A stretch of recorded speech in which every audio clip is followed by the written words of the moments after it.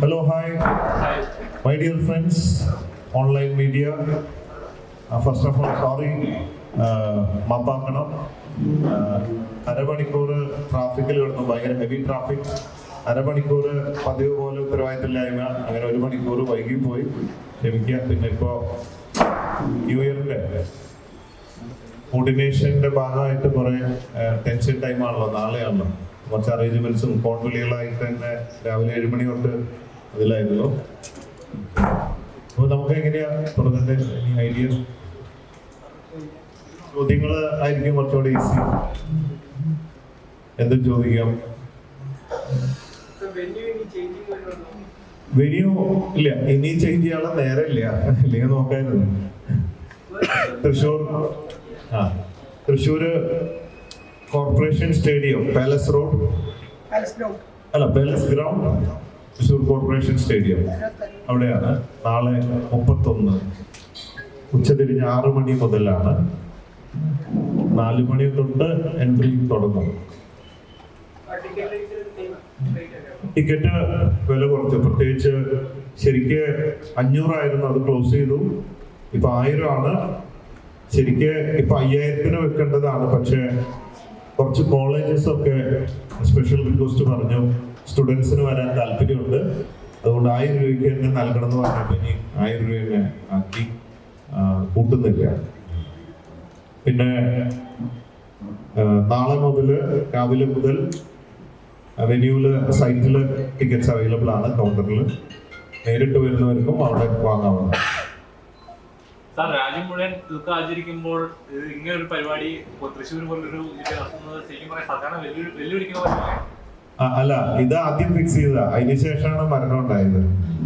നമുക്കറിയില്ലല്ലോ ഇങ്ങനെയൊക്കെ ഉണ്ടാവുന്നത്. കാരണം കൊച്ചി പോലും കാർണിവൽ പോലും പപ്പാനെ കത്തിക്കുന്നത് പോലും മാറ്റിവെച്ചു.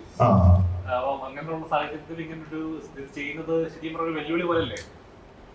വെല്ലുവിളിയായിട്ട് ഞാൻ സ്വീകരിച്ചിട്ടില്ല. കാരണം ഈ മരണം എപ്പോ വരും, ഞാനാണെങ്കിലും നിങ്ങളൊക്കെ ആണെങ്കിലും ജനനം മരണം, ജനിക്കുമ്പോ കുട്ടിയാണാണോ പെണ്ണാണോ, മരണം എപ്പോൾ, ജനനത്തിനും മരണത്തിനും ഇടയിൽ ആരെ എവിടെ വെച്ച് എപ്പോൾ കണ്ടുമുട്ടുന്നൊന്നും അറിയില്ല. അതുകൊണ്ട് ഇതൊക്കെ സംഭവിച്ചു പോകുന്നതാണ്. പിന്നെ ഓരോ സ്ഥലത്തും നമുക്ക് ഇവരോടൊക്കെ സ്നേഹമുണ്ട്, നമ്മൾ വിട്ടു പോകുന്നതിൽ വിഷമമുണ്ട്. നമുക്ക് അവരെ ഓർക്കാം, അവര് നല്ല കാര്യങ്ങള്, അങ്ങനെയാണ്. ഇപ്പോ പലരും പല രീതിയിലാണ് അത് എടുക്കുന്നത്. ഓരോ സ്ഥലത്തെ കൾച്ചറാണ് ഓരോരുത്തരുടെ. ഇപ്പൊ ഞാൻ തമിഴ്നാട്ടിൽ നിന്ന് ഊട്ടിയിൽ ഒരു ദിവസം വരികയായിരുന്നു. അപ്പൊ കുറെ ആൾക്കാര് വഴിയില് ആഘോഷിച്ച് മുമ്പോട്ട് പോവാണ്. അപ്പൊ കസാരയില് ഒരാൾ ഇരുത്തിയിട്ടുണ്ട്, സിഗരറ്റൊക്കെ കത്തിച്ച് കണ്ണാടിയൊക്കെ വെച്ച് അടിപൊളി, എന്നെ പോലെ ഗ്ലാസ്സൊക്കെ വെച്ചിട്ട് ഒരാള്. അപ്പൊ മുമ്പോട്ട് പോവാണ്. അപ്പൊ നമ്മള് നോക്കിയപ്പോ നല്ല രസമാണ്. ചെണ്ടൊക്കെ കൊട്ടി ഡാൻസ് കളിച്ച്, ഞങ്ങൾ ഇറങ്ങി ഡാൻസ് ഒക്കെ കളിച്ച് ഇങ്ങനെ കുറച്ച് ദൂരെ പോയി, ചേട്ടാ എന്നൊക്കെ പറഞ്ഞ് അണ്ണ എന്നൊക്കെ പറഞ്ഞ് ഷെയ്ക്കിൻ്റെ എടുത്തപ്പോഴാണ് കൈ തണുത്തിരിക്കുന്നു. അപ്പോ മരിച്ച കേസാണ്. അപ്പൊ മരിച്ചത് അവര് ആഘോഷമായിട്ട് കൊണ്ടുപോകുന്നു. ഒക്കെ നല്ല വീശിക്കൊണ്ടാണ് പോകുന്നത്. അപ്പോ നമുക്ക് ആദ്യം ഈ അമേരിക്ക പോകുമ്പോൾ ഇവിടെ ഇങ്ങനത്തെ സ്ഥലത്തൊക്കെ കാണുമ്പോൾ ഒരു സർപ്രൈസായി. പിന്നെ അവര് പറയുന്നത് ശരിയാണ്, ഈ വ്യക്തി ഇവിടെ നിന്ന് രക്ഷപ്പെട്ടു, ഈ കഷ്ടപ്പാടുകളിൽ നിന്ന് രക്ഷപ്പെട്ടു, അയാൾ രക്ഷപ്പെട്ടു. അയാൾ രക്ഷപ്പെട്ടതിന്റെ സന്തോഷം നമ്മൾ ആഘോഷിക്കുകയല്ലേ വേണ്ടത്. അയാൾ രക്ഷപ്പെട്ടില്ലേ എന്നുള്ളത്. അങ്ങനെയൊക്കെ കാഴ്ചപ്പാടുകൾ നോക്കുമ്പോൾ അതും ശരിയാണ്. എന്നാൽ നമ്മുടെ ഒരു കൾച്ചർ അനുസരിച്ച് നമ്മൾ കരയുകയാണ്. ഇതൊക്കെയാണ്.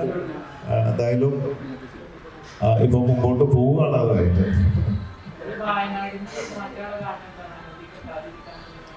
വയനാട്ടിൽ നിന്ന് അനുമതി കിട്ടിയിട്ടില്ല എന്നല്ല, വയനാട്ടിൽ നിന്ന് മാറ്റാനുള്ള കാരണം 2 വ്യക്തികള്, വയനാട്ടിലുള്ള 2 വ്യക്തികൾ ഹൈക്കോർട്ടിൽ ഹർജി കൊടുത്തു. വയനാട്ടിൽ ഇങ്ങനെ മരണം പ്രശ്നങ്ങളൊക്കെ നടന്നിരിക്കുന്ന ഈ സമയത്ത് ഇവിടെ ഒരു ആഘോഷം നടത്താമോ, ഇവർക്ക് നടത്താൻ പെർമിഷൻ ഉണ്ടോ എന്ന് ചോദിച്ചിട്ടാണ് അവർ കൊടുത്തത്. പക്ഷെ അവര് ബുദ്ധിപൂർവ്വം കൊടുത്തത് അവസാന സമയത്ത് കൊണ്ട് കൊടുത്തു. അപ്പോ കോടതി പറഞ്ഞു, കോടതി സ്റ്റേ ചെയ്തിട്ടില്ല, കോടതി പറഞ്ഞു നടത്തുന്നതുകൊണ്ട് വിരോധമില്ല, പക്ഷെ വയനാടിനെ സംബന്ധിച്ച് കളക്ടറുടെ പെർമിഷൻ എടുത്തിട്ട് നടത്താം. അതാണ് ഇപ്പോഴത്തെ അവിടുത്തെ ഒരു രീതി വയനാടിനെ സംബന്ധിച്ച്. ഒരു കമ്മിറ്റി ഉണ്ട്. അപ്പൊ കമ്മിറ്റി പോയി കഴിഞ്ഞപ്പോ ആ പെർമിഷൻ കിട്ടാൻ കുറച്ച് ദിവസങ്ങൾ എടുക്കും. അപ്പൊ അത്രയും ദിവസം മതിയാവില്ല ആ പെർമിഷന്. അവർ സ്ഥലം വന്ന് ഇൻസ്പെക്ട് ചെയ്ത് ഒക്കെ ചെയ്തിട്ട് വേണം എല്ലാ സൗകര്യങ്ങളും ഉണ്ടോ, സേഫ് ആണോ എന്നൊക്കെ നോക്കിയിട്ട്. അപ്പൊ അതിന് എന്തായാലും മിനിമം ഒരു ആഴ്ച മിനിമം എടുക്കും. ആ സമയത്തിനുള്ളിൽ അപ്ലിക്കത് തീർന്നു പോകും. അങ്ങനെ ഒരു ലോക്ക് ഇട്ടിട്ട് സമയമൊക്കെ നോക്കി പണി തരാൻ ഉദ്ദേശിക്കുന്നവര് അങ്ങനെയാണല്ലോ, പണി തരാനാണ്. അവസാനം എന്തായി, കളക്ടർ ഇവരൊക്കെ പറഞ്ഞു പെർമിഷൻ തരാം എന്ന് പറയുമ്പോഴേക്കും അത് 28-ാം തീയതി കഴിയും പെർമിഷൻ കിട്ടാൻ എന്ന് മനസ്സിലായി വരിക. അപ്പൊ അവസാന നേരത്തെ ഇനി എന്തെങ്കിലും പറഞ്ഞ് കിട്ടിയില്ലെങ്കിലോ എന്ന് ഓർത്തിട്ട് അത് നേരത്തെ കുട്ടികൾ മാറ്റി റിസ്ക് എടുക്കാതെ. അപ്പൊ പണി തന്നതാണ്, ഞാൻ പണി സ്വീകരിച്ചിരിക്കുന്നു. പക്ഷെ ഒരു വിഷമമുള്ളത്, അവിടെ റിസോർട്ട് ഓണേഴ്സ് എന്നെ വിളിച്ചിട്ട് സങ്കടം പറയാം. കാരണം എല്ലാ റിസോർട്ടും ഫുള്ളായി. അപ്പൊ ബോച്ചയുടെ ഈ സൺബേൺ മാറുന്നു എന്ന് പറഞ്ഞപ്പോ റിസോർട്ട് ക്യാൻസലേഷൻസ് വന്നു പറഞ്ഞു. അപ്പൊ ബോച്ച എങ്ങനെയെങ്കിലും നടത്താൻ പറ്റുമോ? ഞാൻ പറഞ്ഞു ഞാൻ എന്ത് ചെയ്യാനുള്ളത്. അതുപോലെ കഴിഞ്ഞ പ്രാവശ്യം അവിടെ നടത്തി കഴിഞ്ഞപ്പോൾ ഒരുപാട് പേര് വന്നിട്ട് മേപ്പാടി അവിടെ വയനാട്ടിലും ഓൾമോസ്റ്റ് ആ ഏരിയയിലുള്ള എല്ലാ കടകളിലെ മിനറൽ വാട്ടർ പോലും തീർന്നു പോയി. അവരെന്നോടൊപ്പം ഒന്ന് നന്ദി പറഞ്ഞു. 1 മാസത്തെ കച്ചവടം ഞങ്ങൾക്ക് കിട്ടി ബോച്ചെ. അത്രയും വലിയ ഉത്സവമായിരുന്നു. അപ്പോൾ ടൂറിസത്തിനും കടക്കാർക്കും വയനാട്ടുകാർക്കും എല്ലാവർക്കും നല്ലൊരു കാര്യമാണ്. പക്ഷെ ഈ 2 വ്യക്തികൾ അതൊന്നും ചിന്തിക്കുന്നില്ല. പിന്നെ അതിന് മാത്രമല്ല, ഇപ്രാവശ്യത്തെ നടത്തുന്നത് ഒരു നല്ല ഉദ്ദേശം ഉണ്ടായിരുന്നു. ഇതിൽ നിന്ന് കിട്ടുന്ന 10-25 ലക്ഷം ലാഭം വയനാട്ടിലെ ചൂരൽമല ഉണ്ടക്കായി അവിടെ ഈ ദുരന്തത്തിൽപ്പെട്ടവർക്ക് കൊടുക്കാനും 100-400 പേര് സൗജന്യ പാസിലൂടെ അവിടെ കൊണ്ടിരുത്തി, മുമ്പിലിരുത്തി അവരെ കൊണ്ട് ഇതിന്റെ ഭാഗമാകാൻ, അവരുടെ പ്രശ്നങ്ങളൊക്കെ മറക്കാൻ ശ്രമിക്കണല്ലോ. ഒരു മാനസിക ഉല്ലാസം. ഇതൊക്കെ കഴിഞ്ഞിരിക്കുമ്പോൾ വീണ്ടും അവരെ ദുഃഖത്തിൽ ആഴ്ത്തല്ല വേണ്ടത്. നമ്മളൊക്കെ മറക്കണം. മറവി മനുഷ്യർക്ക് ഉള്ളതാണ്. അതൊരു സിസ്റ്റമാണ്, പ്രക്രിയ ഉള്ളതാണ്, പാർട്ട് ഓഫ് സയൻസ് ആണ്. അപ്പൊ അതിലേക്ക് കൊണ്ടുവരാൻ നല്ലൊരു ഉദ്ദേശത്തിന് വേണ്ടി 1 രൂപ പോലും ലാഭം എടുക്കാതെ ഞാൻ ചെയ്യാൻ വേണ്ടിയിട്ടാണ് ഇത് പ്ലാൻ ചെയ്തത്. പിന്നെ ഇതൊക്കെ എനിക്കൊരു പാഷനാണ്. ചില ബിസിനസ് ഒക്കെ ഞാൻ ചെയ്യാറുണ്ടെങ്കിലും ചില സംഭവങ്ങളൊന്നും ലാഭനഷ്ടം നോക്കിയിട്ടൊന്നുമല്ല, അങ്ങോട്ട് നടത്തുകയാണ്. കഴിഞ്ഞ പ്രാവശ്യം ഞാൻ നടത്തിയത് ടിക്കറ്റ് ഇല്ലാണ്ടാണ്. അപ്പോ 40 ലക്ഷം രൂപ കയ്യിൽ ചെലവാക്കിയിട്ടാണ് ഞാൻ കഴിഞ്ഞ ന്യൂ ഇയർ നടത്തി. ഫ്രീ കൊടുക്കണ്ടെന്ന് ചോദിച്ചു. കാരണം ഫ്രീ കൊടുക്കുമ്പോ ബിയോണ്ട് ദ ലിമിറ്റ് ആൾക്കാർ വരിക. ടിക്കറ്റ് വയ്ക്കുമ്പോൾ നമുക്കൊരു 5000 അല്ലെങ്കിൽ അതിനുള്ളിൽ കൺട്രോൾ ചെയ്യാൻ പറ്റും. പിന്നെ ഒരു അബദ്ധം പറ്റിയത്, കഴിഞ്ഞ പ്രാവശ്യം ട്രാഫിക് ബ്ലോക്കായി, കുറേ ട്രാഫിക് ബ്ലോക്കായിട്ട് ഒരുപാട് പേര് കുടുങ്ങിപ്പോയി. ഇപ്രാവശ്യം എസ്റ്റേറ്റിനകത്ത് ബോച്ചെ 1000 ഏക്കറിൽ 60ഓളം കിലോമീറ്റർ റോഡാണ് കിടക്കുന്നത്. എത്ര 1000 വണ്ടി വന്നാലും അതിൻ്റെ ഉള്ളിൽ കയറ്റിയാൽ പാർക്ക് ചെയ്യാം. പക്ഷെ കഴിഞ്ഞ പ്രാവശ്യം നമ്മൾ ഗേറ്റ് ലോക്ക് ചെയ്തിട്ട് അവർ വിട്ടില്ല. അതുകൊണ്ട് അങ്ങനെ ഒരു ബുദ്ധിമുട്ടുണ്ടായി. അപ്പൊ അത് രണ്ടും കറക്റ്റ് ചെയ്തിട്ട് ഇപ്രാവശ്യമൊക്കെ വെൽ പ്ലാൻഡ് ആയിരുന്നു. പക്ഷെ ഇല്ല, അവസാനം പെർമിഷനൊക്കെ കിട്ടാനായി, എല്ലാം ആയി. പക്ഷെ അപ്പോഴേക്കും നമ്മൾ ഇങ്ങോട്ട് മാറ്റുകയാണ്. എന്തുകൊണ്ടാണ് തൃശ്ശൂർ എടുത്തത്? കാരണം തൃശ്ശൂരിൽ ആദ്യമായിട്ടാണ് സൺബേൺ പോലത്തെ ഇവന്റ് നടക്കുന്നത്. കാരണം സൺബേൺ പോലുള്ള ഇവന്റ് നോർമലി എല്ലാവരും പ്രിഫർ ചെയ്യുന്ന കൊച്ചിയാണ്. കാരണം എല്ലാ ടൂറിസ്റ്റ് പ്ലേസും കൂടുതലും എത്തുന്ന ഒരു സ്ഥലമാണത്. തൃശ്ശൂർ എന്തുകൊണ്ട് തിരഞ്ഞെടുത്തു? ഞാൻ ആക്ച്വലി ബാംഗ്ലൂരാണ് പ്ലാൻ ചെയ്തത്. കാരണം ബാംഗ്ലൂർ എനിക്ക് ബോച്ചെ ക്ലബ്ബ്, റെസ്റ്റോറന്റ്, പിന്നെ ബോച്ചെ ഡിസ്കോത്തിക്ക്, പിന്നെ ബ്രൂവറി, ബീറൊക്കെ ഉണ്ടാക്കുന്നുണ്ട് നമ്മള്. അവിടെ നടത്താമെന്ന് വെച്ചാൽ അങ്ങനത്തെ ഒരു സിറ്റിയാണ് ഇതിന് വേണ്ടത്. പിന്നെ ഞാൻ ആലോചിച്ചു, വയനാടിന്റെ ഇപ്പോഴത്തെ ഒരു സിറ്റുവേഷൻ, വയനാട് ടൂറിസം ഒന്ന് പൊക്കിക്കൊണ്ടുവരണം. പിന്നെ എൻ്റെ 1000 ഏക്കർ അവിടെ ഉണ്ട്. മറ്റുള്ളവർക്ക് എല്ലാവർക്കും കൂടാണ്. ഒരു സിറ്റുവേഷൻ അല്ലേ. മറ്റുള്ളവർക്കൊക്കെ ഒരുപാട് ഓപ്ഷൻസ് ഇല്ലേ. വയനാട്ടിൽ വേറെ വലിയൊരു സംഭവം ഇല്ല. അപ്പൊ അവർക്ക് വലിയൊരു കാര്യവും പിന്നെ ഗസ്റ്റുകളൊന്നും അങ്ങോട്ട് വരുമല്ലോ എന്നോർത്തിട്ടാണ് അത് വയനാട്ടിലേക്ക് കൊണ്ടുവരാൻ ശ്രമിച്ചത്. ശത്രുക്കള് കൂടുതലൊന്നും ഇല്ല, അത്യാവശ്യത്തിന്. അതിപ്പോ ഓരോ ബിസിനസ് തുടങ്ങുമ്പോഴും ആ ബിസിനസ് ഫീൽഡിലുള്ള കുറച്ച് പേർക്ക് ശത്രുക്കളല്ല, ഫ്രം ദ ഹാർട്ട് അവർക്ക് ശത്രുത ഇല്ലെങ്കിലും ആ ബിസിനസ്സിലേക്ക് വരുമ്പോൾ ബോച്ചെ വന്നതൊക്കെ വെറുതെ കൊടുക്കും, കോമ്പറ്റീഷൻ ആവും, ടെൻഷൻ ആവും എന്നുള്ളത് കൊണ്ട് കുറച്ച് പേര് അങ്ങനെ ഉണ്ടാവും. ഞാൻ ആരും ഉപദ്രവിക്കാനോ ഒരു ദോഷത്തിനോ ആരും പറ്റിക്കാനൊന്നും പോയിട്ടില്ല. എന്നെ കൊണ്ട് പറ്റാവുന്ന സഹായം കൊടുക്കുക മാത്രമേ ചെയ്യാറുള്ളൂ. അതുകൊണ്ട് പേഴ്സണലി ആർക്കും എന്നോട് വൈരാഗ്യം ഉണ്ടാവും എനിക്ക് തോന്നുന്നു. ബിസിനസ് അല്ലേ. പിന്നെ ഞാൻ എല്ലാം ആലോചിക്കും, ഇതിന് എന്താ മാർഗം ഇങ്ങനെ ശത്രുത ഇല്ലാതെ. കാരണം എൻ്റെ മുദ്രാവാക്യം conquer the world with love എന്നാണ്. സ്നേഹം കൊണ്ട് ലോകം കീഴടക്കുക. പക്ഷേ ഒരു 90% അത് സാധ്യമാവുള്ളൂ, 100% സാധ്യമാവില്ല. അപ്പൊ അങ്ങനെ അന്വേഷിച്ച് നോക്കുമ്പോ എന്താ, ബിസിനസ് മൊത്തം നിർത്തേണ്ടി വരും. ഒരു ബിസിനസ്സും ഇല്ലാതെ, കയ്യിൽ ഒരു പൈസയും ഇല്ലാതെ വഴി കൂടെ തെറ്റിത്തിരിഞ്ഞ് നടക്കുകയാണെങ്കിൽ ആർക്കും ഒരു ബുദ്ധിമുട്ടുണ്ടാവില്ല. അങ്ങനെയൊക്കെ അല്ലെങ്കിൽ ഇത്തിരി ശത്രുത മനോഭാവം ഉണ്ടാവാം. തൃശ്ശൂർ ആദ്യമായി നടക്കുന്ന വലിയൊരു ഇവന്റ് ആണ് ഇത്. അപ്പം ഇത്രയും വലിയൊരു ക്രൗഡ് ഉണ്ടാവാൻ ചാൻസ് ഉണ്ടാവും. അപ്പം എങ്ങനെയാണ് ഇവിടെ ലിമിറ്റഡാ, ടിക്കറ്റ് വെച്ചില്ല. എങ്കിൽ പോലും ആദ്യമായിട്ട് നടക്കുന്ന ഒരു ഇവന്റിനകത്തുണ്ടാകുന്ന, കാരണം കഴിഞ്ഞ കൊച്ചിയിൽ നടന്ന ഒരു ഇവന്റിൽ പോലും പല പ്രശ്നങ്ങളും ഉണ്ടായിരുന്നു. അപ്പം എങ്ങനെയാണ് ക്രൗഡ് കൺട്രോൾ ചെയ്യുന്നത്? സെക്യൂരിറ്റി ഒക്കെ എങ്ങനെയായിരുന്നു? ഇപ്രാവശ്യം ഞാനല്ല കണ്ടക്ട് ചെയ്യുന്നത്, ഞാൻ സ്പോൺസർ ചെയ്യുന്നേ ഉള്ളൂ. Event management association, corporation and വ്യാപാരി വ്യവസായി സമിതി, ഇവരൊക്കെ കൂടെയാണ് ഇത് നടത്തുന്നത്. ഞാൻ സ്പോൺസർ ചെയ്യാണ്. അതുകൊണ്ട് അവരൊക്കെ വളരെ നല്ല രീതിയിൽ തന്നെ അതൊക്കെ ചെയ്തിട്ടുണ്ടാവും എന്നാണ് എൻ്റെ വിശ്വാസം. അതിനുവേണ്ടി വളരെയധികം അവർ പോലീസ് വന്ന് ചെക്ക് ചെയ്യലും പിടിക്കലും ബാരിക്കേഡ് തിരിക്കലും ഒക്കെ ആയിട്ടുള്ള രീതിയിൽ വളരെ സേഫായിട്ടാണ് ചെയ്യുന്നതെന്നാണ് അവരൊക്കെ അറിയിച്ചിട്ടുള്ളത്. പലപ്പോഴും കോച്ചിയുടെ വിമർശനം കൂടുതലായിട്ട് വിമർശനം വരുന്നത് സംസാര ശൈലിയാണ്.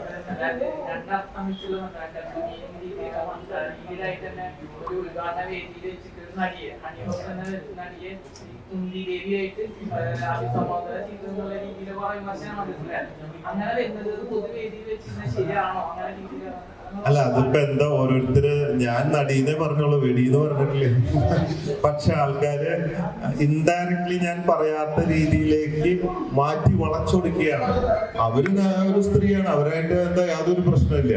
ഒന്നാമത് എന്റെ സോഷ്യൽ മീഡിയയിൽ നോക്കി നടിമാര് വന്നു പോയാൽ തന്നെ പറയും, ബോച്ചെ അവിടെ അണി റോസ് താമസിച്ച് മറ്റേ ഹോട്ടലിലാണോ, ബോച്ചെ അവിടെ തന്നെയാണോ താമസിച്ചത്, എങ്ങനെ കിട്ടുമോ, എത്ര, എങ്ങനെയൊക്കെയുള്ള ചോദ്യങ്ങളാണ്. സത്യത്തില് ഞാൻ ഈ നടിമാരായിട്ട് യാതൊരു ബന്ധവുമില്ല. എനിക്ക് അങ്ങനത്തെ ഒരു വീക്ക്നെസ്സും ഇല്ല. എനിക്ക് എന്റേതായ ഫ്രണ്ട്സ്, എന്റേതായ ഒരു മേഖലയുണ്ട്.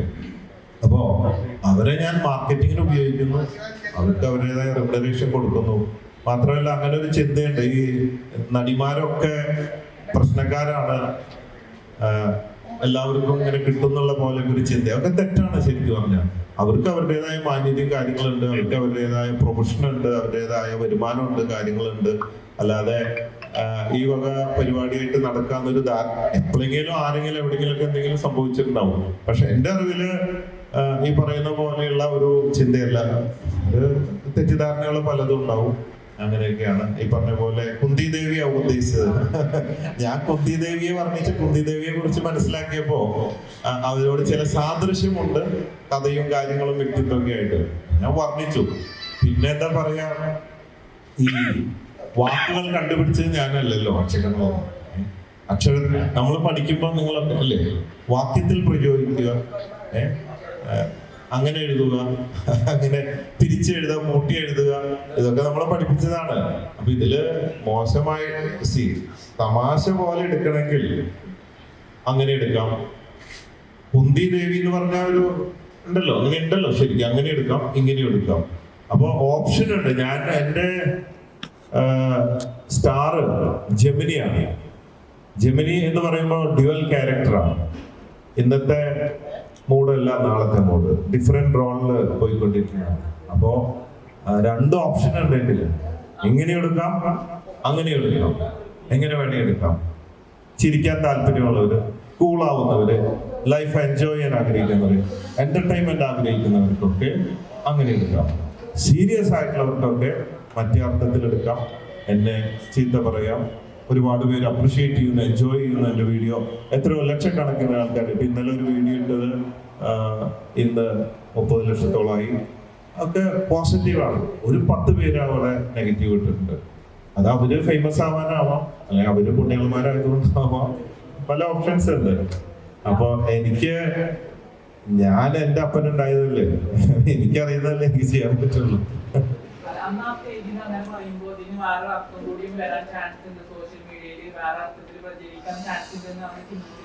ഉണ്ട്, ചിന്തിച്ചിട്ടുണ്ട്. ഞാൻ ഒരു കാര്യം പറയുമ്പോ 2 ഓപ്ഷൻ ഉണ്ട്. കുറെ പേര് ഇങ്ങനെ എടുക്കും, കുറെ പേര് അങ്ങനെ എടുക്കും എന്നുള്ളത് നമുക്കറിയാം.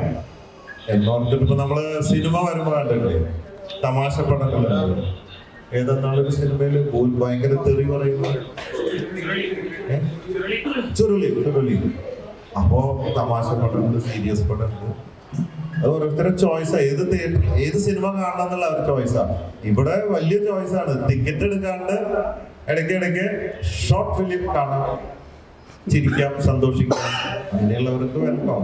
അതാണ് ഈ സോഷ്യൽ മീഡിയ അറ്റൻഷന് വേണ്ടിയിട്ടാണ് മാർക്കറ്റിംഗിന്റെ ഭാഗമായിട്ടാണ് ഈ സംസ്കാര ശൈലി കൊണ്ടുവന്നതിന് പല രീതിയിൽ സംസ്കാരം വരുന്നുണ്ട്. മാർക്കറ്റിങ്ങിന് വേണ്ടി മാത്രമായിട്ടല്ല, മാർക്കറ്റിംഗ് കൂടെ അതിൽ സംഭവിക്കുന്നു എന്നുള്ളത് ഒരു ഗുണകരമായ കാര്യമാണ്. എനിക്ക് ഇപ്പൊ ഇതിൽ വരുന്നതിന് മുമ്പും ബോബി ചെമ്മണ്ണൂർ ജ്വല്ലേഴ്സും ഈ ഗ്രൂപ്പ് 162 വർഷത്തെ പാരമ്പര്യമുള്ള ഗ്രൂപ്പാണ്. ഞാൻ 4ാം തലമുറക്കാരനാണ്.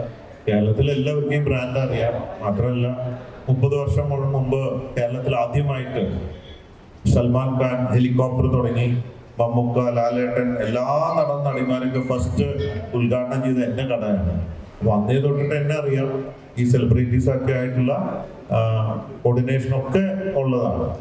അപ്പോൾ സോഷ്യൽ മീഡിയ ചെയ്തിട്ട് മാത്രം ഇന്നലെ ഞാൻ പൊട്ടി മുളച്ചുണ്ടായതല്ല ഈ ബ്രാൻഡും ഞാനും. പക്ഷെ ഇതുകൊണ്ട് സെയിൽസിനും മാർക്കറ്റിങ്ങിനും ഗുണമുണ്ട്. എനിക്കൊരു തമാശ, എനിക്കൊരു ടൈം പാസ്സാ. ഞാൻ തന്നെ നോക്കി ഞാൻ തന്നെ ചിരിക്കും, അതുപോലെ മറ്റുള്ളവരും ചിരിക്കും. എന്നെ കൊണ്ട് എന്തെങ്കിലും ഒരു ഉപകാരം മറ്റുള്ളവർക്ക് ഉണ്ടാവുന്നതുകൊണ്ട് എന്താ കുഴപ്പം അല്ലേ? ഞാൻ ചിരിക്കുന്നു, മറ്റുള്ളവർ ചിരിക്കട്ടെ. നമുക്ക് ചിരിച്ചു മരിക്കാം. എല്ലാ ദിവസവും കരഞ്ഞാൽ പേടിച്ച് മരിക്കേണ്ട കാര്യമില്ലല്ലോ. That's all life. Take it easy.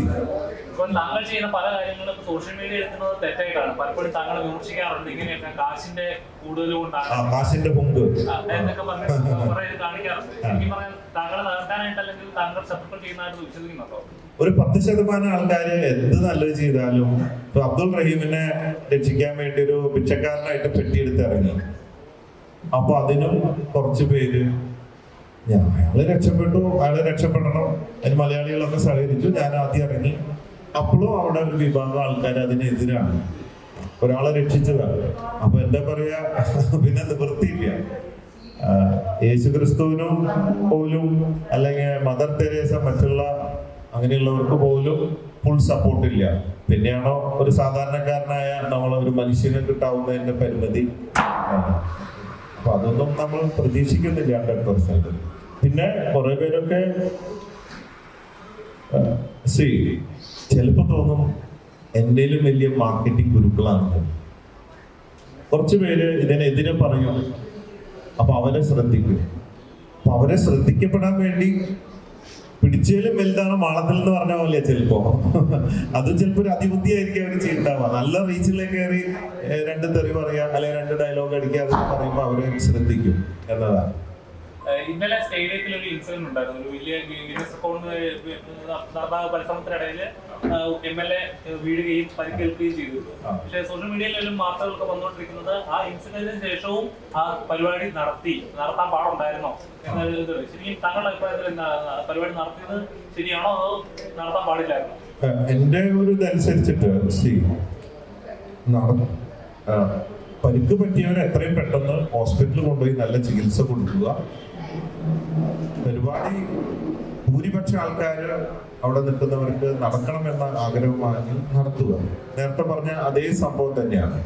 കാരണം പരിപാടി നടത്താത്തത് കൊണ്ട് ആ വ്യക്തിക്ക് പ്രത്യേകിച്ച് മാറ്റങ്ങളൊന്നും വരാനില്ല. നല്ല ശുശ്രൂഷ കൊടുക്കുക എന്നാണ്. അത് ഓരോരുത്തരുടെ കാഴ്ചപ്പാടാണ്. ഇപ്പൊ ഞാനാണെങ്കിലും ആഗ്രഹിക്കുക, ഇപ്പൊ ഞാൻ എന്തെങ്കിലും ഒരു അപകടത്തിൽ മരിച്ചു എന്നതുകൊണ്ട് ഒരാൾക്കൊരു ബുദ്ധിമുട്ടുണ്ടാവാൻ പാടില്ല.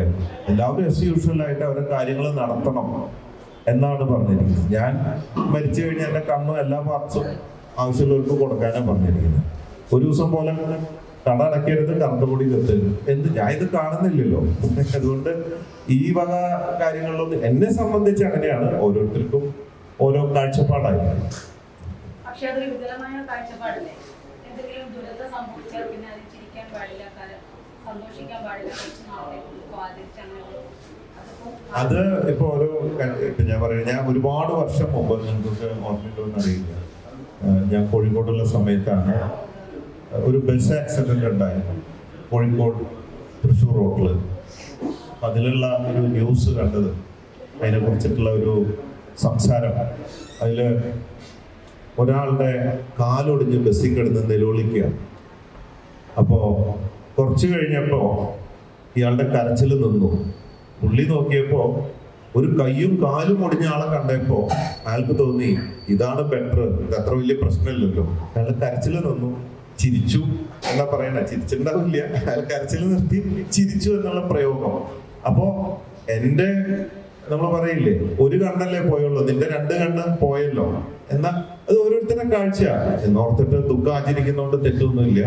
അതിപ്പോ ഓരോ രാജ്യത്തിന്റെയും വ്യക്തികളുടെയും ഒക്കെ കൾച്ചറാണ്, ചിന്താഗതിയാണ്.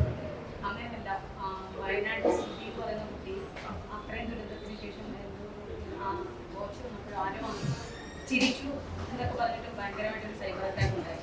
അതൊന്നും പാടില്ല എന്ന് പറയുന്നത് ആ കുട്ടിയെ ചിരിപ്പിക്കാനാണ് ഞാൻ പോണത്.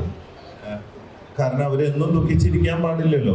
നമ്മൾ കുറ്റവരും ഒക്കെ പോകുമ്പോൾ നമുക്ക് വിഷമമുണ്ടാവും, നമ്മൾ കരച്ചിലൊക്കെ ഉണ്ടാവും. പക്ഷെ നമുക്ക് മറക്കാനുള്ളൊരു ഇത് തന്നിട്ടുണ്ട്. നമ്മൾ മാക്സിമം അവരെ എന്റർടൈൻ ചെയ്ത് തിരിച്ചു കൊണ്ടുവരാൻ നോക്കുക. അത് എന്നും അവരെ കരയിക്കലല്ലല്ലോ നമ്മുടെ ആവശ്യം. പിന്നെ ഒരു നാണയത്തിന് 2 വശമുണ്ടല്ലോ, എപ്പോഴും അതുണ്ടാവും. കേരളത്തിലേക്ക് ആദ്യമായിട്ട് ഈ അടുത്ത വർഷത്തേക്ക് മെസ്സിനെ കൊണ്ടാണ് കേരളത്തിൽ വാക്ക് വരുന്നത്. പക്ഷെ പലരും പറയുന്നത് മെസ്സി പോലെ ഒരു പ്ലെയറെ ഇവിടെ കൊണ്ടുവരാനുള്ള സ്റ്റേഡിയം ഇല്ല പലരും പറയുന്നത്. അതിനെന്താ പറയുള്ളത്? മെസ്സിയെ കൊണ്ടുവരാൻ പറ്റുന്ന ഒരു തരത്തിലുള്ള ഒരു സ്റ്റേഡിയം ബോച്ചെ 1000 ഏക്കറിൽ ഒരു വലിയ സ്റ്റേഡിയം തുടങ്ങണമെന്ന് ഒരു ആഗ്രഹമുണ്ട്. ഗവൺമെന്റ് മെസ്സിയെ കൊണ്ടുവരുന്നുണ്ടെങ്കിൽ പിന്നെ ഞാൻ കൊണ്ടുവരേണ്ട ആവശ്യമില്ല, ഇല്ലെങ്കിൽ നോക്കാം, ഇല്ലെങ്കിൽ മറ്റാരെങ്കിലും കൊണ്ടുവരാം എന്നൊരു ആഗ്രഹമുണ്ട്. മറഡോണയുള്ള കാലത്ത് തന്നെ മെസ്സിയെ കൊണ്ടുവരാൻ വേണ്ടി ഞാൻ അർജന്റീനയിൽ പോയി അവിടെയൊക്കെ കണ്ട് സംസാരിച്ച് ഓക്കെ ആയി. ആ സമയത്താണ് മെസ്സിയും മറഡോണയും തമ്മിൽ തെറ്റിയത്. അതുകൊണ്ട് പിന്നെ ഒരു വണ്ടിക്ക് പോയില്ല എന്നായതുകൊണ്ട് അന്ന് അത് മാറ്റി വെച്ചതാണ്. അല്ലെങ്കിൽ അന്നേ 2 പേരും ഞാൻ ബ്രാൻഡ് അംബാസഡർ ആക്കാനുള്ള പ്ലാൻ ആയിരുന്നു.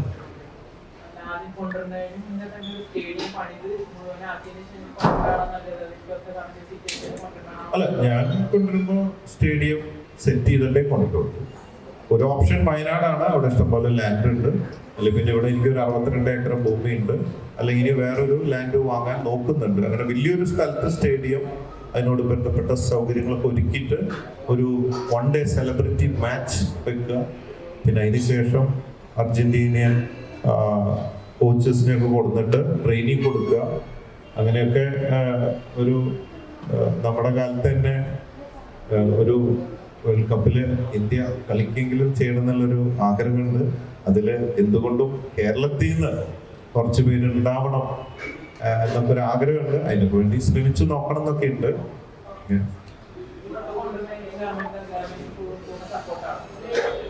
തീർച്ചയായിട്ടും സ്പോർട്സ് അല്ലേ, ആരെന്ത് ചെയ്താലും ഐ ഡു സപ്പോർട്ട്. തീർച്ചയായിട്ടും നല്ല കാര്യമല്ലേ.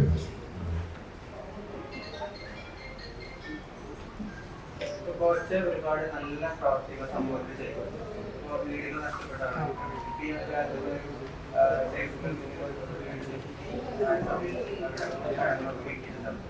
അങ്ങനെ ഒരുപാട് നല്ല കാര്യങ്ങൾ ചെയ്യുന്ന സമയത്ത് അതൊക്കെ സോഷ്യൽ മീഡിയയിൽ വരുന്ന സമയത്ത് ഒരുപാട് നെഗറ്റീവ് കമന്റ്സ് വരാറുണ്ട്. ഒരു ഹൈറ്റ് വേണ്ടി ചെയ്യുന്നതാണ്, അല്ലെങ്കിൽ ഒരു കൈ ചെയ്യുന്ന വെറുതെ അറിയാൻ പാടില്ല ധരിക്കുന്നുണ്ട്. അങ്ങനെ ചെയ്യുന്നത് നല്ല കാര്യമായിട്ടാണ്. അല്ല, നമ്മളിപ്പോ എന്ത് ചെയ്താലും കുറച്ച് പേര് അതിനെ ഇതാക്കിക്കൊണ്ടിരിക്കും. നമ്മൾ ഒരുപാട് വീട് വെച്ച് കൊടുത്തിട്ട് ഒരുപാട് കാര്യങ്ങൾ ചെയ്തിട്ടുണ്ട്. ഞാൻ കാസർഗോഡ് ടു തിരുവനന്തപുരം 812 കിലോമീറ്റർ ഓടുമ്പോൾ ഞാൻ അന്ന് തിരുവനന്തപുരത്ത് വെച്ച് മുഖ്യമന്ത്രി വഴി 13-14 കോടി രൂപയാണ് ചെക്കായിട്ട് കൊടുത്തിട്ടുള്ളത്. അന്ന് പോലും അതിനെതിരെ പലരും പറഞ്ഞിട്ടുണ്ട്. ഞാനൊരു 100 കോടി രൂപയാണെങ്കിലും എൻ്റെ ഒരു 10-25 വർഷത്തിനുള്ളിൽ ചാരിറ്റിക്കായിട്ട് ചെയ്തിട്ടുണ്ട്. പക്ഷെ നമ്മൾ എന്തൊക്കെ ചെയ്താലും നമ്മളൊന്ന് പ്രതീക്ഷിക്കണം, കുറച്ച് പേരെങ്കിലും നമ്മളെ അത് നെഗറ്റീവായിട്ട് പറയുമെന്ന് നമുക്ക് മനസ്സിലായിട്ട് തന്നെ ചെയ്യണം. അപ്പൊ നമുക്കൊരു വിഷമം ഉണ്ടാവില്ല. നമ്മൾ പ്രതീക്ഷിക്കുന്നതാണ്. അത് ഹ്യൂമൻ സൈക്കോളജിയാണ്, അത് വേണം. എല്ലാവരും പോസിറ്റീവായ പിന്നെ എന്താണ്, നെഗറ്റീവ് ഉണ്ടാകുമ്പോഴാണ് നമുക്കത് പോസിറ്റീവ് ആക്കാൻ പറ്റുള്ളൂ. അപ്പോ അങ്ങനെയാണ്. പിന്നെ നമ്മുടെ ഒരു സന്തോഷം ഉണ്ടല്ലോ, നമ്മളിപ്പോ ആർക്കെങ്കിലും വേണ്ടി ചെയ്യുമ്പോൾ അവരുടെ മുഖത്തൊരു സന്തോഷമുണ്ട്. അത് കാണുമ്പോൾ നമുക്കൊരു എനർജി മുമ്പോട്ട് പോകാൻ. അത് പൈസ കൊടുത്താൽ കിട്ടില്ല. അതാണ് ഇതിന്റെ ഏറ്റവും വലിയൊരു സുഖം. ബാക്കി സുഖങ്ങളൊക്കെ നല്ലതാണെങ്കിലും ഇത് അതുക്കു മേലെ കിട്ടുന്ന ഒരു എനർജിയാണ്, ശരിക്കുള്ള ഒരു വികാരമാണ്. അതെനിക്ക് കിട്ടുന്നുണ്ട്. പിന്നെ ബാക്കിയുള്ളവരെന്ത് പറയുന്നതെന്ന് എന്നെ സംബന്ധിച്ച് വിഷയമല്ല. ഞാൻ എൻ്റെ മനസ്സാക്ഷിയുടെ എനിക്കൊരു ഉത്തരവുണ്ട്. ഞാൻ എന്താണ് ചെയ്യുന്നത് എന്നത് ഇത് ധാരാളം മതി. ഇപ്പൊ താങ്കൾ ഒരുപാട് ചാരിറ്റി കാര്യങ്ങൾ ചെയ്യുന്നു, പലർക്കും നല്ല ജീവിതങ്ങൾ കൊടുക്കുന്നു. പക്ഷേ ഇതേപോലെ തന്നെ നമ്മുടെ സർക്കാർ പല പദ്ധതികൾ കൊണ്ടുവന്നിട്ടുണ്ട്. പക്ഷെ ഒന്നും അതിൽ നടപടിയായിട്ടില്ല. പലർക്കും വീട് കാര്യങ്ങൾ കൊടുക്കുന്നു, വീട് പണിക്കാനുള്ള പല സ്കീമുകൾ കൊണ്ടുവന്നിട്ടുണ്ട്. പക്ഷെ പലതും നടപടിയായിട്ടില്ല. ഇത്രയും ഫണ്ടുകൾ നമ്മൾ ചാരിറ്റിക്കായിട്ട് ഒരാൾ ഇടുമ്പോൾ പോലും നമ്മുടെ സർക്കാർ എന്ത് ചെയ്യേണ്ടത് വെച്ചാൽ അവർക്ക് അറ്റ്ലീസ്റ്റ് പറഞ്ഞ കാര്യങ്ങൾ എന്ത് ചെയ്യാന്നുള്ളതല്ലേ. ശരിക്കും പറഞ്ഞാൽ നാടിനെ നശിപ്പിക്കുക എന്നുള്ള സ്കീമല്ല ചെയ്യുന്നത്. എന്തായാലും എനിക്ക് ഇവിടെ ഇപ്പൊ അങ്ങനത്തെ ഒരു സ്കീമിന് സ്കോപ്പില്ല. കാരണം ഞാൻ ഇതുവരെ വോട്ട് ചെയ്തിട്ടില്ല. എനിക്ക് ജാതിയില്ല, മതവുമില്ല, ഒന്നുമില്ല. അത് കാരണം കൊണ്ട് എനിക്ക് അങ്ങനെ ഒരു പ്രത്യേകിച്ച് ഒരു ഗവൺമെന്റിനെ കുറിച്ചിട്ട് പ്ലസ് മൈനസ് ഒന്നും പറയാനുള്ള ഇതില്ല. ഓരോ സ്റ്റേറ്റിനും രാജ്യത്തിനും അവരുടേതായ പരിമിതികൾ ഉണ്ടാവും, പ്ലസ് മൈനസുകളൊക്കെ ഉണ്ടാവും. 100% എന്ന് ലോകത്ത് ആർക്കും ഒന്നും ചെയ്യാൻ പറ്റിയിട്ടില്ല. അപ്പോൾ അത് വേറെ തന്നെ ഒരു ഏരിയ ആയതുകൊണ്ട് എനിക്ക് അതിനെ കുറിച്ചിട്ട് ഞാൻ പറയാൻ താല്പര്യമില്ല. ഇതിനെ കുറിച്ചിട്ട് ഇപ്പൊ ഏത് ഗവൺമെന്റ് ആയാലും ഒക്കെ പ്ലസ് മൈനസുകൾ ഉണ്ടാവാറുണ്ട് കുറച്ചുകൊണ്ട്. പിന്നെ നമ്മളൊക്കെ ഗവൺമെന്റ് എന്ന് മാത്രമല്ല എല്ലാവരും ചേർന്ന് പറ്റുന്ന കാര്യങ്ങളൊക്കെ ചെയ്യുക എന്നുള്ളത് നമ്മുടെയും കൂടെ ഒരു കടമയാണ്. ആര് ഭരിച്ചാലും നമ്മൾ സപ്പോർട്ട് ചെയ്യുക എന്നുള്ളത് ഒരു വലിയൊരു ഭാഗമാണ്. ഗവൺമെന്റ് മാത്രമായിട്ട് 100% കാര്യങ്ങൾ ചെയ്യാൻ സാധിക്കില്ല എന്നാണ് ഞാൻ മനസ്സിലാക്കുന്നത്.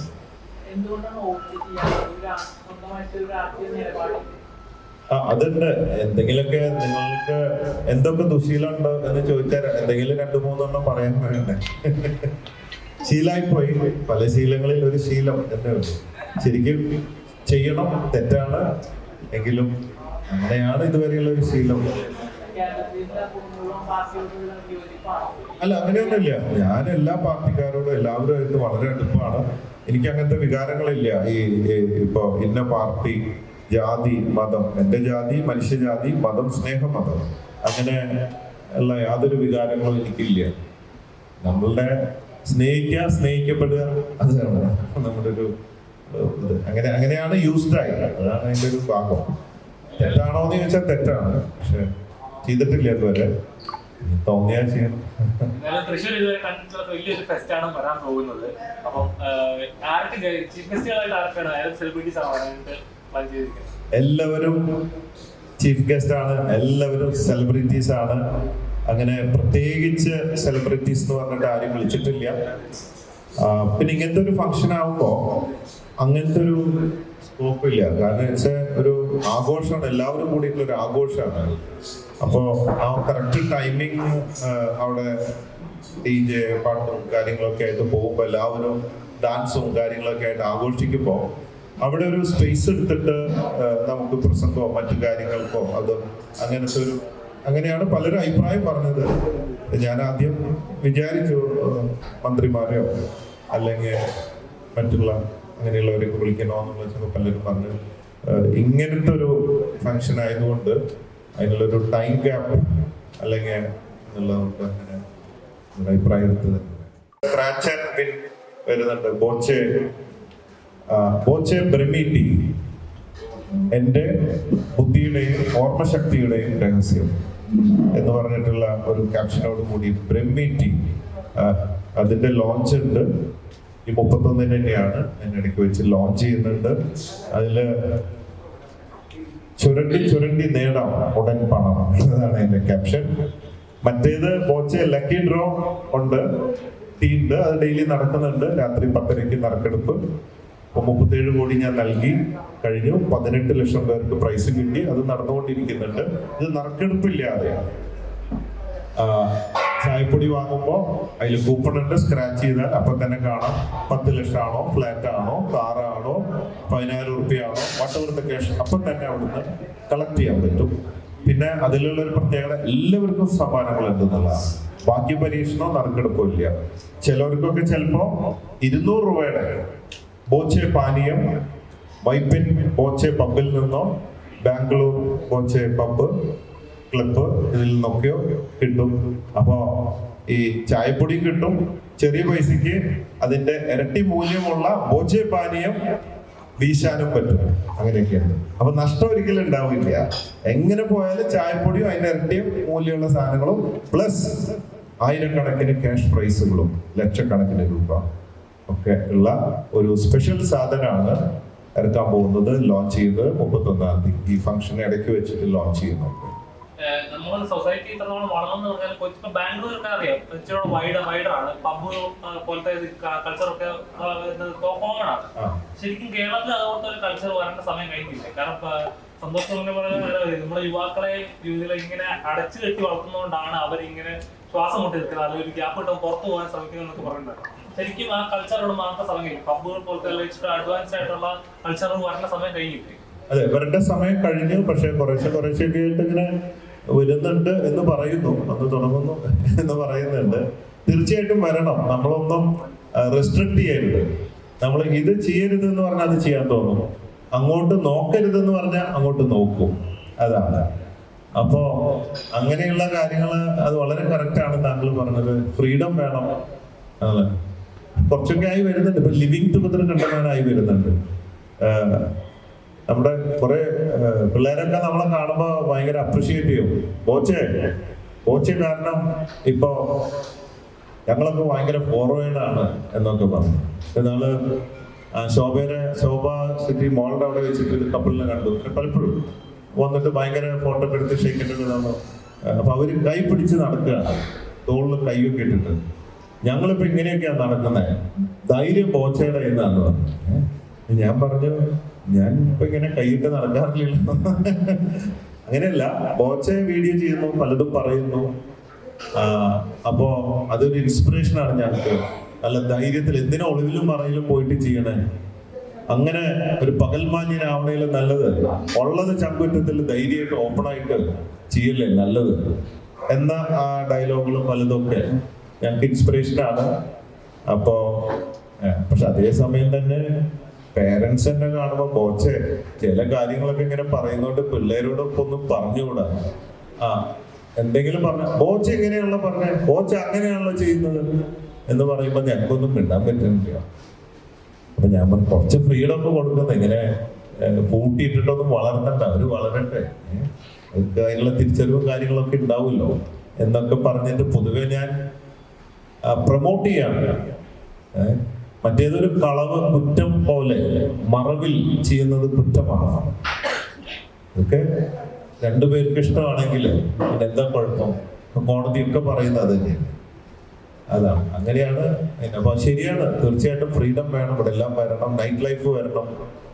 നമ്മളിപ്പോഴും ആൾക്കാർ ഗോവയ്ക്കും ബാംഗ്ലൂർക്കും പോവാണ് ഇവിടുന്ന്. ഇത്ര നല്ല സ്ഥലം, കടലും പുഴയും ഒക്കെ ആയിട്ടുള്ള ഒക്കെ. പക്ഷെ ആയി വരാനായിട്ട് ഗവൺമെന്റ് വരുമ്പോൾ ഒരു വിഭാഗം ആൾക്കാർ അതിനെ എതിർക്കുക എന്നതാണ്. എതിർക്കുന്നവരും ഇത് ആഗ്രഹിക്കുന്നവരാണ്. പിന്നെ എന്താണ് ആ ഒരു സിസ്റ്റം അങ്ങനെ തുടർന്നുകൊണ്ടിരിക്കുക. ട്രഡീഷണൽ ആയിട്ടുള്ളൊരു പാരമ്പര്യമായിട്ട് ഒരു സിസ്റ്റമാണ് പോയിക്കൊണ്ടിരിക്കുന്നത്. മാറുമെന്ന് വിശ്വസിക്കുന്നു. പിന്നെ നമ്മുടെ ടിക്കറ്റിന്റെ കൂടെ 2 ബീവറേജസ് എഴുതിയിട്ടുണ്ട്. അത് മദ്യമാണോ ഉദ്ദേശിച്ചത്? അതെ, മദ്യമാണ്. പക്ഷെ അങ്ങനെയാണെന്നുണ്ടെങ്കിൽ ടിക്കറ്റ് എടുത്തതില് 18 വയസ്സിന് താഴെയുള്ള കുട്ടികൾ ഉണ്ടാവില്ലേ? അത് നിയമപരമായിട്ട് കൊടുക്കില്ല കൂപ്പൺ. ഈ ടിക്കറ്റ് ആയിട്ട് അവിടെ ചെല്ലുമ്പോ അവിടെ ID കാർഡ് കാണിച്ചിട്ട് അത് ഈ KTDC ബാർ ഉണ്ടല്ലോ അതിന്റെ മുമ്പിൽ, അവിടെയാണ് അറേഞ്ച്മെന്റ്സ്. ചിലപ്പോ ഇവിടെയും അതിപ്പോ കുറച്ച് കഴിഞ്ഞാൽ അറിയാം, മിനി ടൂറിസ്റ്റ് ഹോമിലും ലൈസൻസ് എടുത്തിട്ട് ഇവിടെ ചെയ്യുന്നുണ്ടെന്നും കൂടിയാണ് അവര് പറഞ്ഞിട്ടുള്ളത്. എനിക്കറിയില്ല, ഇവന്റ് നടക്കുന്നതിന്റെ ഏജ് നോക്കിയിട്ടേ കൊടുക്കുള്ളൂ, അല്ലാതെ കൊടുക്കില്ല. എന്തുകൊണ്ടാണ് 2 പൊതുവെ എപ്പോഴും പറയല്ലേ, എടാ ഒരു 2 അടിച്ചിട്ട് വരാന്ന് പറയില്ലേ എന്ന് പറഞ്ഞ പോലെ ഈ 2 എപ്പോഴും ഒരു ഇരട്ടയാണല്ലോ എന്നുള്ളത്. പിന്നെ അമിതമായാൽ അമൃതം വിഷാണെന്ന് പറയുന്നുണ്ട്. അതുകൊണ്ട് എല്ലാത്തിനും ഒരു ലെവലൊക്കെ വേണം, കൺട്രോളൊക്കെ വേണമല്ലോ. ഇപ്പോഴത്തെ യൂത്തന്മാരെങ്ങനെയാണ് കയ്യിലെടുക്കുന്നത്? കാരണം ഈ ബോച്ചയുടെ പ്രായമുള്ളവരൊക്കെ എല്ലാരും പറയുന്നത്, സോഷ്യൽ മീഡിയ പറയുന്നത് തന്ത വൈകുന്ന പേരൊക്കെ പറയുന്നത്. ഇപ്പോഴത്തെ കൈ എങ്ങനെ ഫീൽ ചെയ്യുന്നത്? നമ്മുടെ കയ്യിൽ ഏത് സൈസും ഉണ്ട്. ആർക്ക് പറ്റിയ ട്രൗസറും ഞാൻ അടിക്കും എന്നതാണ്. അതുകൊണ്ട് 1ാം ക്ലാസ് തൊട്ട് 90 വയസ്സ് വരെയുള്ള ആൾക്കാർ എൻ്റെ ഫാൻസാണ്, ലക്ഷക്കണക്കിന് പേര്. എൻ്റെ ഏറ്റവും വലിയ സന്തോഷം ഇവരെന്നെ സ്നേഹിക്കുന്നു എന്നുള്ളതാണ്. അത് വലിയൊരു കാര്യമല്ലേ? അപ്പൊ അത് വലിയൊരു ഭാഗ്യമായിട്ട് കരുതാണ് ഈ സ്നേഹം കിട്ടുക എന്നുള്ള. ചെറിയ ഇന്നസെന്റ് ആയിട്ടുള്ള കുട്ടികൾ ഒരുപാട് പിള്ളേര് 1ാം ക്ലാസ് 5ാം ക്ലാസ് അങ്ങനെ തുടങ്ങി ഒരുപാട് പേര് വന്നിട്ട് എന്നോട് പറയാം എനിക്കിഷ്ടമാണ്, ഐ ലവ് യു എന്നൊക്കെ പറയുമ്പോൾ അതൊക്കെ നമുക്ക് കാശ് കൊടുത്താൽ കിട്ടാത്തൊരു ഫീലിംഗ് ആണ്.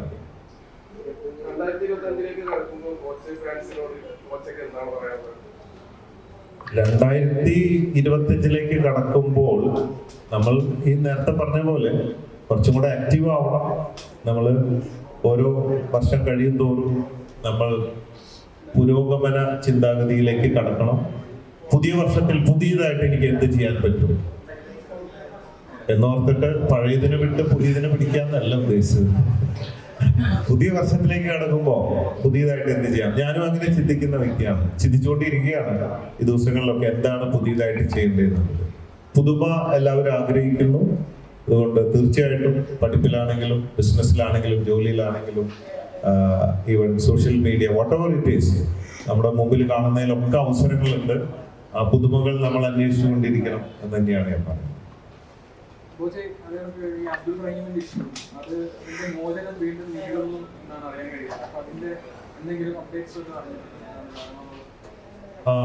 അബ്ദുറഹീമിന്റെ ഇങ്ങനെ നീണ്ടു പോവാ. ഞാനും അവിടെ വിളിച്ചൊക്കെ അന്വേഷിക്കുന്നുണ്ട്. അവര് പറയുന്നത് സൗദി അല്ലേ, അപ്പൊ പിന്നെ ഒരു മലയാളി എന്നൊക്കെ പറയുമ്പോ അവരെ സംബന്ധിച്ച് ഇത്ര വലിയൊരു സംഭവമല്ല, ഒരുപാട് കാര്യങ്ങളുണ്ട്. അപ്പൊ അവര് ആ ഒരു ലെവലില് എടുക്കുള്ളൂ. അങ്ങനെ എന്തായാലും ഞാൻ ചോദിച്ചു ഇനി തല വെട്ടില്ലല്ലോ എന്ന് ചോദിച്ചു. അതെന്തായാലും ഉണ്ടാവില്ല എന്ന് പറഞ്ഞിട്ടുണ്ട്. ഇച്ചിരി വൈകിയാലും എത്തുന്നുള്ള സമാധാനമുണ്ട്. പിന്നെ പല കഥകൾ അതിനിടയ്ക്ക് അത് കേൾക്കുന്നു. എനിക്കറിയാം, യാഥാർത്ഥ്യങ്ങൾ അറിയാത്തതുകൊണ്ട് ഞാൻ ഇവിടെ പറയുന്നില്ല. അതില് പല കച്ചവടങ്ങളുണ്ട്, അങ്ങനെയാണ് ഇങ്ങനെയാണ് എന്നൊക്കെ പറഞ്ഞ് പലതും പറയുന്നു. എനിക്കറിയാത്തതുകൊണ്ട് എന്തായാലും ഇവിടെ എത്തും. വലിയൊരു സംഭവം എൻ്റെ ജീവിതത്തില്. നാളെ ഒരു ഇന്റർവ്യൂവിൽ ചോദിച്ചു കോച്ചയുടെ ഏറ്റവും വലിയ സന്തോഷം സങ്കടം എന്താണ് ജീവിതത്തിൽ. നമ്മൾ ഇപ്പൊ ചോദിച്ചാൽ ഏറ്റവും വലിയ സന്തോഷം ഒരാളെ മരണത്തിൽ നിന്ന് രക്ഷിക്കാൻ സാധിച്ചു. രക്ഷിക്കാൻ സാധിക്കല്ല, രക്ഷിക്കാൻ വേണ്ടി ഒരു കാരണക്കാരനാവാൻ സാധിച്ചു. അത് വലിയൊരു സന്തോഷമാണ്. കാശുകൊണ്ടും എല്ലാം പറ്റും, പക്ഷെ ചില സമയത്ത് അത് പറ്റില്ല. അത് ഒരു ഭാഗ്യം കിട്ടി അതിന് വേണ്ടി ഇറങ്ങാൻ, അത് വലിയൊരു സന്തോഷം എന്നെ സംബന്ധിച്ചിട്ട്. അതാണ് ഒരു സന്തോഷം. സങ്കടം നമ്മൾ ചെയ്യാത്ത കുറ്റം ആരോപിക്കപ്പെടുമ്പോൾ ഉണ്ടാവുന്നതാണ് ഉള്ള കാര്യങ്ങളൊക്കെ. ഇപ്പൊ അബ്ദുറഹീമിന് ഞാൻ 1 കോടി രൂപ കൊടുത്തു. ആദ്യത്തെ ദിവസം ഞാൻ ഈ ഒരു യാചകയാത്ര ബോക്സ് എടുത്തിട്ട് പിരിവിനിറങ്ങി 3-4 മണിക്കൂർ തിരിച്ച് ഒരു 70,000 രൂപ എനിക്ക് കിട്ടി. അപ്പോഴേക്കും ബോച്ചെ ഫാൻസ് എന്ന് പറഞ്ഞ പല ജില്ലകളിലും പെട്ടിയെടുത്തിട്ട് ആൾക്കാർ ഇറങ്ങാൻ തുടങ്ങി. അന്വേഷിച്ച് നോക്കുമ്പോൾ കുറേയൊക്കെ ഡ്യൂപ്ലിക്കേറ്റാണ്. അപ്പൊ എനിക്ക് മനസ്സിലായി കളക്ഷൻ തട്ടിപ്പ് നടക്കും, പലരും എന്റെ കൺട്രോളിൽ നിൽക്കില്ല. അപ്പൊ തന്നെ ഞാൻ യാചന നിർത്തി. എന്നിട്ട് പിന്നെ ആ സ്റ്റിക്കില് QR കോഡ് വെച്ചിട്ട് ഞങ്ങൾ ഒരുപാട് പേര് പല ജില്ലകളിലും അതിലേക്ക് ഇടാൻ പറഞ്ഞു. അത് അബ്ദുറഹീമിന്റെ സഹായ കമ്മിറ്റി, ആ കമ്മിറ്റിയുടെ അക്കൗണ്ടിലേക്കാണ് എടുത്തത്. പൈസ ഞാൻ കൈകൊണ്ടിട്ട് തൊടണ്ട എന്ന് വിചാരിച്ചു. അപ്പൊ 70,000 രൂപ എന്റെ കയ്യിലുണ്ട്.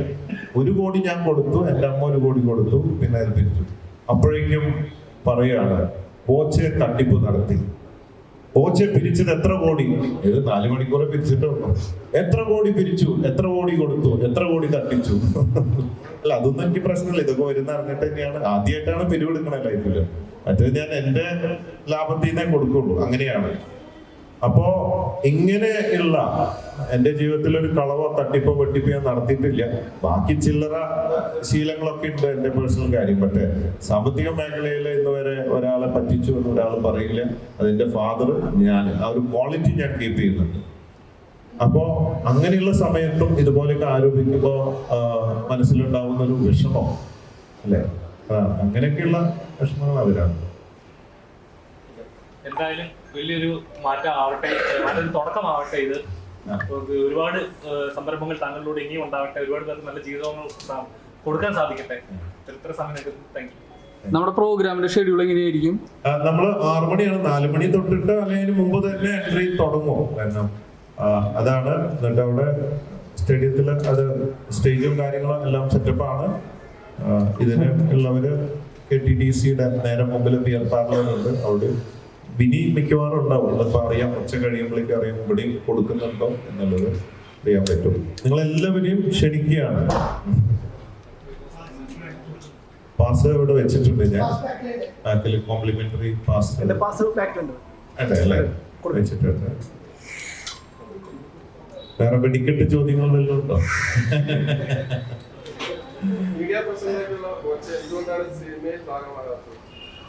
എനിക്ക് അഭിനയിക്കാൻ ഇഷ്ടമല്ല, അനുഭവിക്കാനാണ് ഇഷ്ടം. സിനിമയിൽ ഒരുപാട് അവസരം വന്നിട്ടുണ്ട്, പക്ഷെ അഭിനയിച്ചിട്ടില്ല. എന്തോ അങ്ങനെ തോന്നിയിട്ടില്ല. ഞാൻ മന്ത്രിയാവില്ല, നടനാവില്ല, അങ്ങനെയൊക്കെ. പിന്നെ അതിന്റെ കാരണം അഭിനയിക്കാന്ന് പറഞ്ഞു കഴിഞ്ഞാൽ അത്ര എളുപ്പമുള്ള കാര്യമൊന്നുമല്ല. ഭയങ്കര കഷ്ടപ്പാട് എന്തൊക്കെ കാണണം. ഞാൻ 1-2 ഷൂട്ടിംഗ് കണ്ടപ്പോൾ ഞാൻ തീരുമാനിച്ചു ഇപ്പൊ ഒരു ഷോർട്ട് കട്ട് വന്നിട്ടുണ്ട്, അതുകൊണ്ടൊരു ചാൻസ് നോക്കുന്നുണ്ട്. AI വെച്ചിട്ട് നമ്മൾ അഭിനയിക്കാതെ തന്നെ ചെറിയ ചെറിയ ഭാഗങ്ങളൊക്കെ ഷൂട്ട് ചെയ്തിട്ട് ബാക്കി AI വഴി ചെയ്യാന്ന് പറയുന്നുണ്ട്. അങ്ങനെയാണെങ്കിൽ മറഡോണേനെയും ബ്രൂസ്ലീനെയും ഒക്കെ വെച്ചിട്ട്, ബ്രൂസ്ലിയുടെ പെർമിഷൻ ആയിട്ടില്ല, ട്രെയിൻ 3 സൂപ്പർ ഹീറോസ് വെച്ചുകൊണ്ട് ഒരു ഇങ്ങനെ ഒരു ലീഡിങ് OTT പ്ലാറ്റ്ഫോമിൽ കുറച്ച് 2-3 വർഷത്തേക്ക് പോകാനുള്ള നല്ല അടിപൊളി ഒരു കഥയുണ്ട്. അത് വെച്ചിട്ട് ഇങ്ങനെ ചെറിയ ഭാഗങ്ങളൊക്കെ ഒന്ന് നോക്കുന്നുണ്ട്. നോക്കട്ടെ എങ്ങനെയാണെന്ന് അറിയില്ല. അങ്ങനെ ചിലപ്പോ ഒരു സൂപ്പർ ഹീറോ ആവാൻ ചാൻസ് ഉണ്ടെങ്കിൽ, അങ്ങനെ ഒരു ലക്കോടൊക്കെ എടുക്കുന്നുണ്ടെങ്കിൽ ഒന്ന് ശ്രമിച്ച് നോക്കണമെന്നുണ്ട്. പക്ഷെ അഭിനയിക്കണ്ട, അതുകൊണ്ട് രക്ഷപ്പെട്ടു എന്നതാണ്.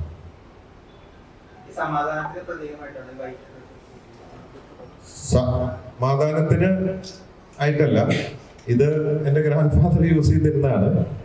അപ്പൊ അങ്ങനെ ആളോടുള്ള ഇഷ്ടം കൊണ്ട് അത് ഇടാൻ തുടങ്ങി.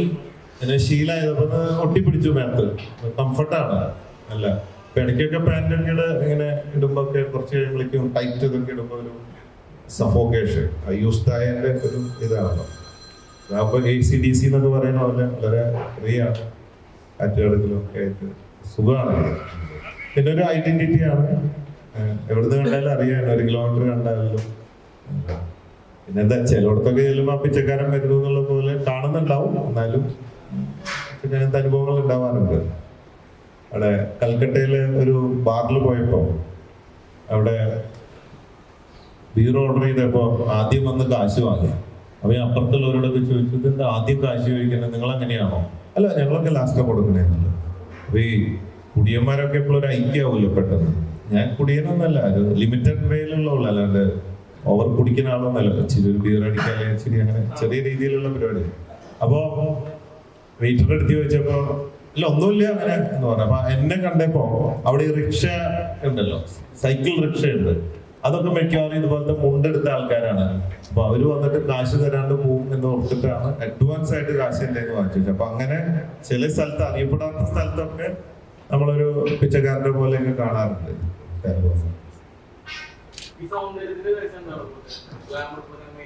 സൗന്ദര്യം തിരിഞ്ഞു നിൽക്കുമ്പോഴാണോ ഇങ്ങനെ നോക്കുമ്പോഴാണോ? സൗന്ദര്യം ഇത് മനസ്സിന്റെ സൗന്ദര്യമാണ്. ഭയമില്ലാതെ ജീവിക്കുക എന്നതാണ് ഏറ്റവും വലിയ കാര്യം. പിന്നെ പറ്റാവുന്ന നന്മകൾ ചെയ്യാം. പിന്നെ അറിവിലൂടെയാണ്, ഭയമാണ് നമ്മളെ പരാജയത്തിലേക്ക് നയിക്കുന്നത്, ധൈര്യമാണ് വിജയത്തിലേക്ക് നയിക്കുന്നത്. അപ്പോ വിജയം ആണ് സന്തോഷത്തിലേക്ക് എത്തുന്നത്. എല്ലാവരും ആഗ്രഹിക്കുന്നത് സന്തോഷമാണ്. വിജയം ഉണ്ടാകുമ്പോഴാണ് സന്തോഷം ഉണ്ടാവുന്നത്. വിജയിക്കണമെങ്കിൽ അറിവുണ്ടാവണം. എന്താണ് അറിവ് എന്ന് വെച്ചാൽ പേടിക്കാതെ ജീവിക്കണം. എങ്ങനെ പേടിക്കാതെ ജീവിക്കണം എന്ന് ചോദിച്ചു കഴിഞ്ഞാൽ, we just want to die. നമ്മളൊക്കെ ചാവാൻ വേണ്ടി ജനിച്ച സത്യമാണ്. അത് ഒരു ദിവസം സംഭവിക്കും. എന്നും പേടിച്ച് മരിക്കണ്ട എന്നതാണ്. അപ്പോ നമ്മൾ ഉള്ളത് കൊണ്ട് സംതൃപ്തിയിൽ ധൈര്യമായിട്ട് മുമ്പോട്ട് പോവുക. ചില ദിവസങ്ങൾ മോശമായിരിക്കും, ചില ദിവസങ്ങൾ നല്ലതായിരിക്കും. ആ ഒരു അറിവ്, പ്രകൃതിയെ കുറിച്ചുള്ള അറിവ്, പ്രകൃതി പോലും അപ്പ് ആൻഡ് ഡൗൺ ആണ്, ആക്ഷൻ ആൻഡ് റിയാക്ഷൻ ആണ്. പകലുണ്ടെങ്കിൽ രാത്രിയുണ്ട്, സുനാമി കാലം, ലാൻഡ് സ്ലൈഡിങ് കാലം, അങ്ങനെ പ്രകൃതി തന്നെ മാറിക്കൊണ്ടിരിക്കുകയാണ്. അതുപോലെ മനുഷ്യനായാലും ജനിച്ചാൽ മരിക്കും, സുഖം ഉണ്ടെങ്കിൽ ദുഃഖമുണ്ട്, ഒരു അപ്പ് ഉണ്ടെങ്കിൽ അപ്പ് ആൻഡ് ഡൗൺസ് ആണ്. അത് നമ്മൾ അതിന്റെ ഭാഗമായതുകൊണ്ട് നമ്മൾ എത്ര വലിയ ആളാണെങ്കിലും എത്ര സാധാരണക്കാരനാണെങ്കിലും നമ്മൾ ആഗ്രഹിച്ച എല്ലാ കാര്യങ്ങളും നടക്കില്ല എന്ന തിരിച്ചറിവ്, സുഖമുണ്ടെങ്കിൽ ദുഃഖമുണ്ടാവും എന്ന തിരിച്ചറിവ്.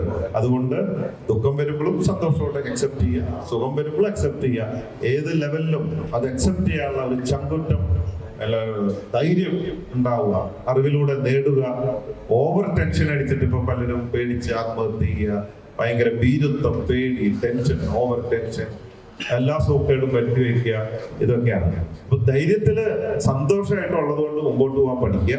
പിന്നെ ആരോഗ്യം സൂക്ഷിക്കുക, ദിവസേന വ്യായാമം ചെയ്ത് വിയർക്കുക, വെള്ളം കുടിക്കുക, പച്ചവെള്ളമാണ് ഉദ്ദേശിച്ചത്. പിന്നെ ഒരു 8 മണിക്കൂർ ഉറങ്ങുക, നല്ല ധൈര്യത്തിൽ ജീവിക്കുക. ഇത്രയും കാര്യങ്ങളാവുമ്പോൾ നമുക്ക് ഒരു പ്രശ്നമില്ല, നല്ല അടിപൊളിയായിട്ട് മുമ്പോട്ട് പോവാം. 10-25 വർഷമായിട്ട് എനിക്ക് യാതൊരു മാറ്റവും ഇല്ല. ഒരു 25 വയസ്സിൽ ചെയ്ത അതേ കാര്യങ്ങളൊക്കെ ഇതേപോലെ ഇപ്പോഴും ചെയ്യുന്നുണ്ട്. വയസ്സങ്ങോട്ട് കൂടുന്നില്ല. Very simple.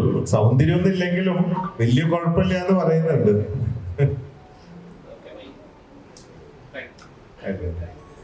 അപ്പോ താങ്ക് യു വെരി മച്ച്. പതിപോലെ conquer the world with love. Love you everybody. Your on.